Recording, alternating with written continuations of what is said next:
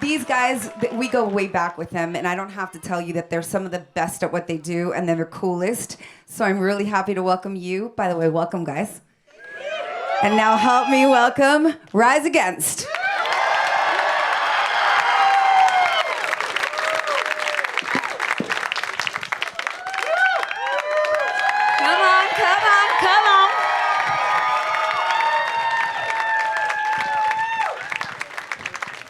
You look familiar, all of you. Hi. Hello. In the history of like me sitting down with you, I've never had notes, but I have such bad jet lag at the moment that my brain isn't working. We go way, way, way back. In fact, I think we have a picture from the first time we ever met. Okay, it's a laundry room. But here, no. We have a more recent one with Zach, but. You guys, why did they put us in a laundry room at Acoustic Christmas? Like, we've never asked that question.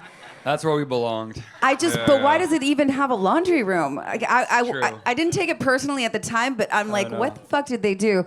And then the last time that I saw all of them, there we are. Do you know where we are? Where are we? That is in Paris. Oh, right. That's in Paris. We went to see Turnstile in Paris. Right. But the funny thing is that I could get into the show and they couldn't at the beginning. No, there was funny story. This is actually a pretty good story. We went to the venue and we had talked to somebody from the Turnstile. We're like, yeah, we'll get you guys in. We're like, cool. So we show up and we're like, we're all cool. We're like, we're on the list. We're on the list. Yeah. And they're like, yeah, no, you're not.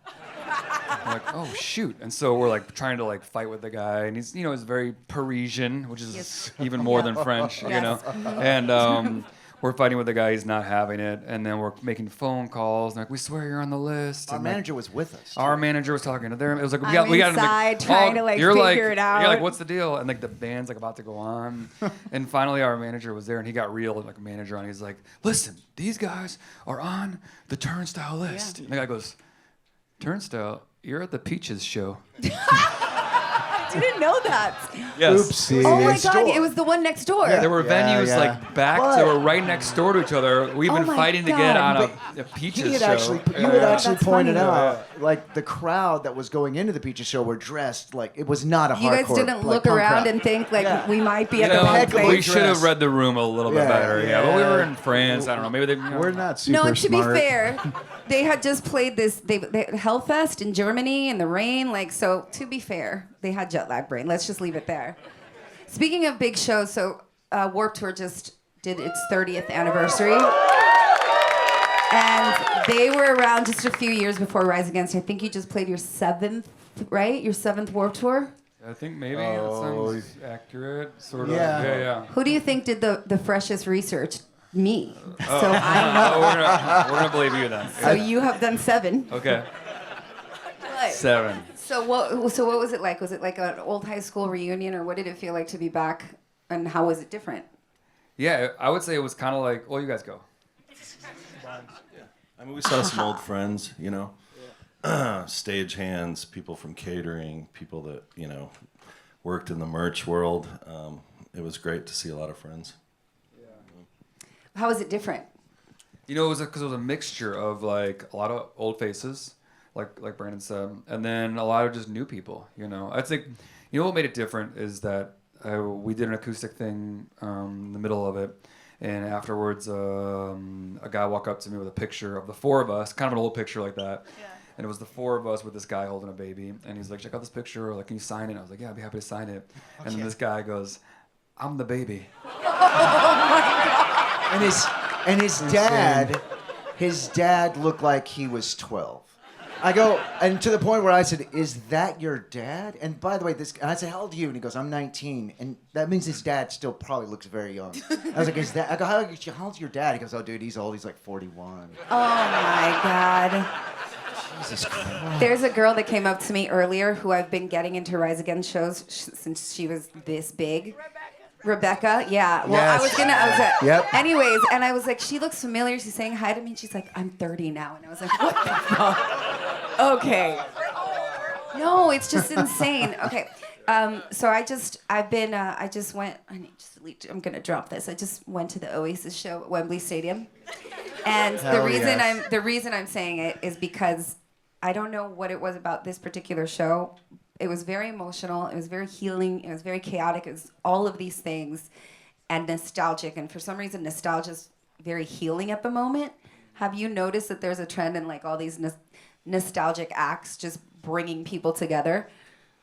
Yeah, I mean, yeah, it's happening for sure. And Yeah. like, yeah, I never thought about it that way. Like something Yeah. that's like almost like a comfort food, Yeah, kind of because thing. That back in brings the you day, back. we were way better off. Back in our day. Back yeah. in our day. Right. But another thing that hit me, because I was really staring at, like, it hit me how happy people are at shows.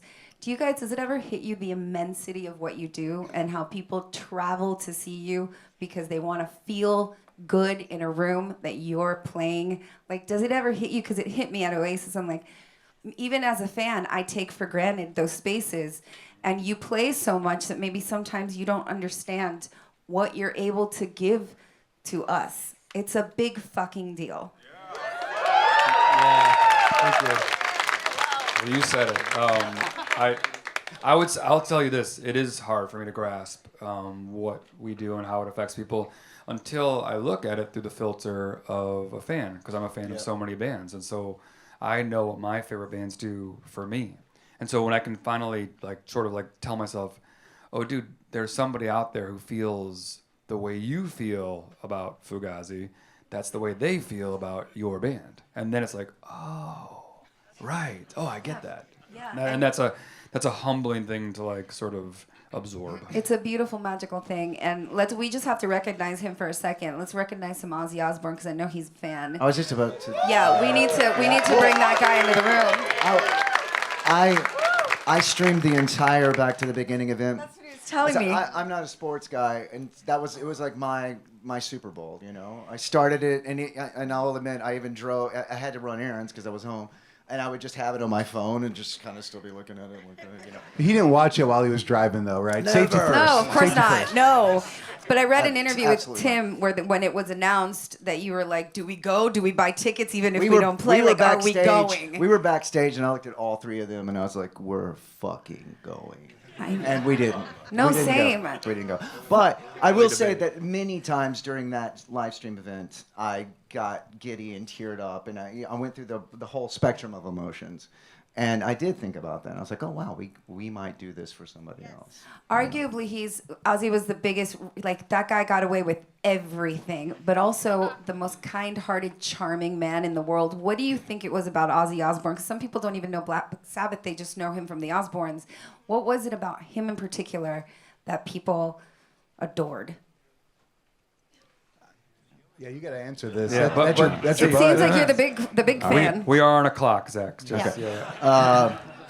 Well, yeah, I was introduced to Black Sabbath through my father, you know, so it was very important to me.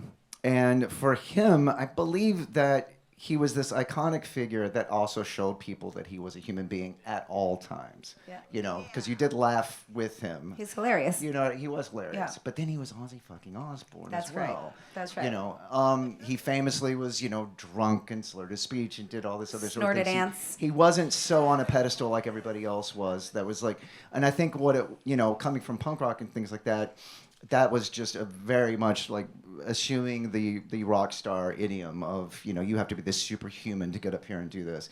And Ozzy Osbourne was in that league with those guys, but also still showing people you did. That it's okay to be a misfit. Yeah, like I was Yeah, just a like an guy idiot. from Birmingham that started this thing with my friends and invented heavy metal accidentally. You know what I mean? Yeah. Okay, you're a very outspoken band. Somehow you do it in a way that I don't think you have. Have any of you had visas revoked? No. Not yet. Not yet. But Talk to I us in a want few months. Have you ever been scared to say some of the things that you think? Have you ever been scared to release a political opinion because you might lose a fan or because you might piss off the masses? I don't think they have. yeah, she I answered mean, have you for heard us, the yeah. records? I don't think they have. I think no. I mean, the answer is no, only because like that's who we are. It's always we've always been. We didn't walk into this room somebody different and then try to pretend like we're something else. You know what I mean? We didn't pivot to politics or away from politics. It's just when you met us, this was the band that we were. This is the band that we are. We've never done anything different. And so, if nothing else, it must be something in that DNA that has attracted you to identify with this band. So not only are we unable to pivot away from it? But like, I don't even think it would be smart for us to pivot away from it. Like the people that come into, you know, when their ships find the lighthouse of rise against, you know what I mean? They want that light to keep shining, you know what I mean? So we're just gonna keep shining and keep doing it. That's right. What do you think of bands like Bob Dylan and Kneecap who are being very, very vocal about how they feel about Free Palestine and whatnot, and they're getting, I mean, they're putting their careers on the line. They're getting kicked off of festivals. They're getting visas revoked. And it's astounding to me because since the dawn of time, musicians have been speaking out. So the fact that people are all shocked that musicians are still doing it, I'm baffled by it. But how do you feel about how far out on the ledge they go? I mean, I love art as resistance. You know, Yeah. I love art when it is resistance, when it's talking about ideas of resistance. That's my favorite kind of art. And maybe it's not everyone's favorite kind of art, but it's my favorite kind of art. So when I see that kind of stuff, I think it's great when you can take music and make it a vehicle for change and awareness, and not just selling tickets or records or whatever. You You have know, something to say. music lives in a place, like, we are so siloed nowadays. We're polarized. You know what I mean? Somebody who thinks one way might exist in a world, whether online or in real life, that might be completely different than the world that I exist in, and we might not ever even cross paths in that world, whether it's on the internet or in real life. But there are a few things that intersect those things. You know, I think sports is one of them. You know, Yeah. but music is another one. Like, music intersects that polarization. It gets to people on all walks of life. So it's one of the last few things that it's still talking to people on both sides. And so if you feel friction, if people feel friction, it's because that friction is really there. And it you know? welcomes conversation. Like, Yeah. let's talk about the things. You two are whispering like schoolgirls. You don't think I'm going to put you on blast? You don't think that didn't distract me from my focus? I was trying to hand him the microphone because there's only one. I know, and he told me though backstage he doesn't really want to be on the spotlight since he's in the spotlight all the time. He'd like for you guys to have it, you know. What would you tell a young band that wants to be outspoken but is scared of sacrificing their career for it? Follow your heart. Do it anyways. Yeah, do it anyways. Do Like, it fucking anyways. I think, and here's the thing too about when we talk about music and politics and whatever, and the age-old like shut up and play, you know what I mean, or whatever, and like people's problem with it. As a band that's gonna sit here calling ourselves Rise Against and be political, like, I also don't think that all music or all art needs to be political. You know what I mean? Like, it's whatever is in your gut. Like, Yep. I love the Ramones. You know what I mean? I don't think we're gonna find a lot of political songs in the Ramones catalog. And if it were up to me, I wouldn't force that upon the Ramones. If I could I go get back it. and I love wouldn't Harry change Styles. I wouldn't change the Ramones. Yeah, right. There's so much art out there that's just should be what it is. And you know what that was? That was like 4 guys from New York City following their gut. This is what we love. This is the sound we love. These are the things we like to sing about. Yeah. And you saw 4 people that were true to themselves. So don't force it. You know what I mean? If it's not your thing, it's not Just your follow thing. what- It's not just your follow. thing. Just The follow it. saddest thing I see is when I meet musicians that are like, "Man, I wish I could say what you say." You can. Like, when I meet someone who is actively suppressing like feelings and thoughts out of fear, you know, that's the saddest thing. Yeah, You I know, agree. and so to that person, I would say you got to follow your gut and you got to wake up every day and be proud of who you are. And I think if you do that, ultimately you will find people who appreciate it and Your respect tribe. it. And even if people don't agree with you. That's fine. You know what I mean? Like, we grew up in an era of like the 90s was like Rage Against the Machine. I guarantee not all of those, not right, Rage, yeah. Like, not all those fans agreed with Rage. Like, I was there, you know, in those crowds. But you'll meet people who are like, but I respect them for saying what they do, you know? Yeah. And I think that artists need to be reminded that like people will respect you for being true to yourself and being authentic. Absolutely. Let's get to Ricochet, album number 10, which is, I know that you're a very in the moment guy and you might not wrap your head around, holy shit, we've done 10 albums, but you've done 10 albums. And I think that you've paid your dues. You've proven to yourself that you can pack a room, tour the world. So when you're recording this, do you finally say to yourself, let's just do whatever the hell we want? Or is there any pressure or is there any kind of path you follow? Why don't you give it to the big quiet one over there? The quiet one. You want to The step quiet on one. your bandmate's toe if they have a better thing. No one's in that room but us 4, you know, and no one and we are each other's peers, you know, and that's what's great about being in a band. Still, you still have that thing that from the first band you were in. I've got this riff. What do you got? And so when these records are getting written, these songs are getting brought in, it's just us four looking at each other and holding ourselves to our feet to the fire of what Rise Against is, because only we four know what that is. And that's never going to change. And I think as long as it doesn't change, we'll be able to call ourselves Rise Against and be this band. What are you the most excited for people to experience on this particular album? And what are you the most excited to play? There's probably some curveballs on this record, I think, that people won't expect. Yeah. I think going into a 10th record, like we don't know what people want to hear. You know what I mean? Like, we're out here trying to craft hits that You're being true to yourself, and that works. Yes, that's all we're Yeah. trying to do. Like, we wouldn't even claim to guess to know what a 2025 world wants in music. You know what I mean? Like, Yeah. music surprises us, right? The stuff that becomes popular. We were talking about Turnstile earlier. Yeah. That they weren't crafting the next big hit to one Not day at all. be headlining a festival. They were just being true to themselves somewhere in Baltimore. You know what I mean? And we're not in a laboratory crafting things to skyrocket through Billboard charts, whatever. So we don't know what anybody wants. All we can do is be true to ourselves. But I think on this record, we did some things that they won't fit seamlessly into our back catalog. You know what I mean? They will be unique to this era of Rise Against, I think you'll find some traditional Rise Against on this record as well too. But I think we probably took some risks, songs that people will be like, instead of saying oh, this is Rise Against, people say, oh, this is Rise Against, That happened to me when it got played upstairs. KROQ is upstairs, and my boss played.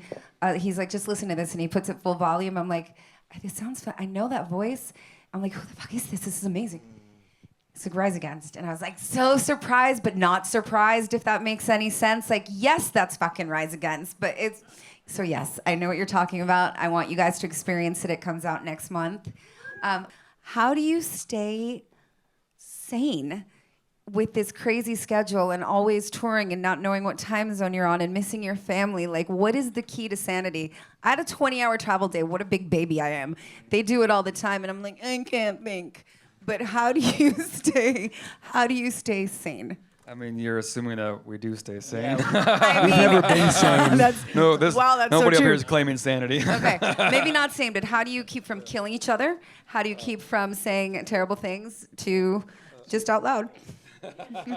We say terrible things sometimes. Yeah, You just said, but can you just roll with me for a second? No. I know. I'm Jesus. sorry. I'm giving you We're being shit. I know. difficult. Just I tell know me you like to exactly. listen to I know Beethoven in exactly the what shower. you mean.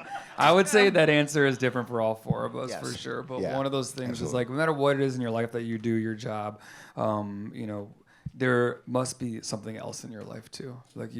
Your whole entire life and being can't just be your job. Even if your job is really fucking cool, you get to play songs, you have to have something else, and don't just put all of those eggs in that one basket. Find something that allows you to get away from it, which will actually benefit what you do. If we walk away from Rise Against, we come back to it re-energized. You know what I mean? And so I think that's something anybody can take with them is just look at the bigger picture of life, your time here, and find the things you love to do and do it as often as you can. I have this theory that a lot of you rock stars of this particular generation that I have met, they tell me secretly that they love golf. How many of you play golf? I just need to know. Do any of you? We're not going to You're not? There's one of us that There's does. one? No.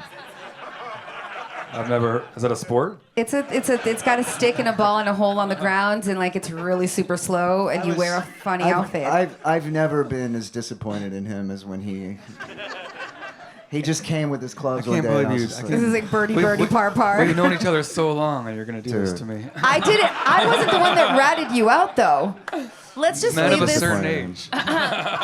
Anyways, before I let you go, I want to say I've known them for my entire career here, and they have been the most consistent gentlemen in the business. And to me personally, they have just always been punk rock, but elegant about it. They remain one of my favorite bands, but also just the best dudes ever. Honestly, the best dudes ever. We So I'm gonna are. let the best dudes ever and the golfer go off stage for a second and The get golfer. ready to For play. To Rise play Against the band and the Rise golfer. Against the golfer. I'm gonna let them get off stage really quickly so that they can come back and play you some songs. Would you like that? I had a feeling. All right, guys, thanks. Let's hear it for Rise Against. Thank you. Okay, we'll be right back.